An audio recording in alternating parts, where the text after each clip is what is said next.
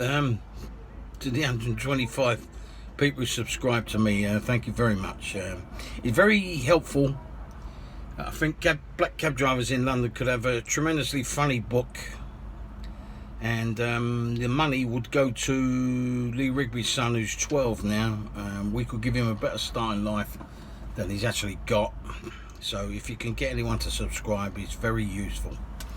First of all, I came across a tweet from a cabbie regarding Uber's claim that they're going to employ another 20,000 drivers. I didn't know they had any drivers. He said if you've got a pile of shit and you put 20% more shit on top, it's still a pile of shit. And he's right. Question I'd like answered: does Prince Harry and Prince William call the Queen Nan? There's a £5 cash. Well, the passenger on board told me this is a £5 cash machine. If you come up to Stevens Road in Bethnal Green, turn left into Roman Road, about 100 yards up on the right, I think it's number 445 or 447, there's a phone box and a cash point. Now, the cash point dispenses £5 notes for market traders, so useful if you need some fivers. So just a mention to the Gurkhas. I've gone on about Remembrance Sunday and cab drivers working for nothing. It's their way of saying thank you for what the armed forces do. And I think it was Mike came down. He said, "Did you bring the Gurkhas?" I said, "No, but it'll be my pleasure to take them." He said, "We'll go down the front." 5 Gurkhas come to the cab and got in. And one said, "Would you mind if, sir, excuse me, sir, would you mind if we ate some bananas?" "No, sir, that would be okay." "Well, I'll clean it up if we make a mess." I said, No. It would be my pleasure to clear it up if you make a mess. When we got to Plumstead, which is a hell of a long journey, especially as I'm tired and hungry, and I ain't stopped since about 7 o'clock that morning. And he said to me, "Are you hungry?" And I said, "Yes." He said, "You thirsty?" "Yes." "Would you like to come in for something to eat and drink with my family?" "Yes." And he invited me, if I'm nearby, just have a knock and we'll have a cup of tea. Well, I might take him up on that if it fall out with me, with my wife. So, next story, I can't remember the cabbie's name. He said he was sitting outside the Ivy in Soho, and John Cleese poked his head out the front door and went, and then proceeded to do the Ministry of Funny Walks around his cab and got in. And he said, "Well, what's going on there?" And he said, "Well, I'm just due to go have another divorce." And he said, "The paparazzi are trying to find me." So he was very good, apparently. I just got to move up. So cabbie's got a fare. Let's carry on. So, what's the date? I can't remember the date. It's Wednesday the 2nd of June, I think. And on the Monday before, Lorraine Chase came to the cab. And you've got to be of a certain age to get this story. She came to the cab and I went to her, "All right, where do you want to go?" "Luton Airport." She said she's never heard anybody say that to her before. And nice lady. So, last one, not the last one. So, a big tall bloke came to this is by Clark Bent. I don't know where these names come from. He says a big tall Australian fit looking bloke came to the cab and he says, "What's all the Buddhas for?" He said, "Well, I did taekwondo." He said, "Well, I'm not keen on combat sports." I said, "Well, all right, what do you do?" He said, "He's a sailor."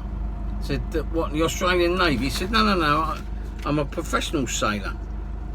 "Well, I can name some famous sailors." And he said, "Well, go on then." I said, there's Captain Pugwash, and I can explain to him that Captain Pugwash was a children's cartoon which is really very good, and I'd probably watch it now. And oh yeah, here we go. I'm just going to move up slightly.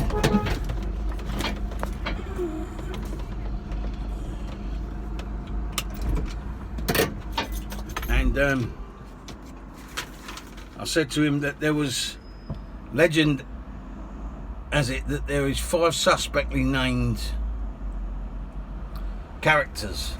One of them was Seaman Staines, the other was Roger the Cabin Boy, and the other one was Master Bates, which apparently caused the writer of Captain Pugwash stories mental issues.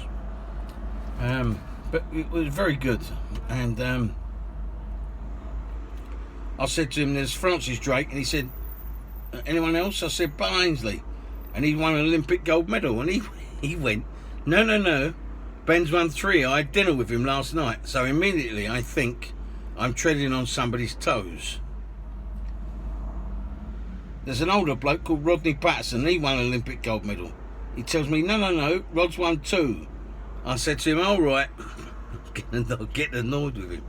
How many of you won? He said, well, I got lucky in Beijing and I won 1. If you Google in Australian sailing gold medalists, Beijing, a picture of this chap on the gold medal rostrum comes up. So, a couple more. I've given you a story from Large before. Large's dad was a cabbie, and his mate Brian Sherman stopped for a bloke who wanted 38 5th Avenue in Paddington off of Harrow Road. And he's looking a bit agitated in the back of the cab. He said, what's up? He said, what's up? He said, I'm going to sort this bloke out. He's shafted my wife. And we're going to have a straightener. As soon as he opens the door, I'm going to put on a button. And he said, just wait up the end of the road and you can drop me down the club so I can have a celebration drink. He said, I didn't fancy it too much. He said, so I was sitting there waiting. He said, all of a sudden he's come round up. He said, quick. He said, what's up? He said, it's wrong effing address. The bloke opened the door, he's knocked him out. Large tells me some good stories when I bump into him. So, Dad's defending daughters. There was not a lot of suspension. There's not a lot of suspension in a black cab. And a very posh woman asked if my tyres were hard. Quick as a flash, the cabbie said, I told her one of them threatened me with a flick knife. Flick knife the other day. She said, you're an idiot. So, a mate of mine, a great mate of mine, we went to school together, Malcolm Eshelby. We was, before one or two of the lads became black cab drivers, we was on a drink up, and we come out of Liverpool Street, and he got in the cab, walked straight through, and then off into the Railway Tavern, which we all collapsed in laughter. It's something I will never forget. And last of all, no, that's it. Yeah. See ya.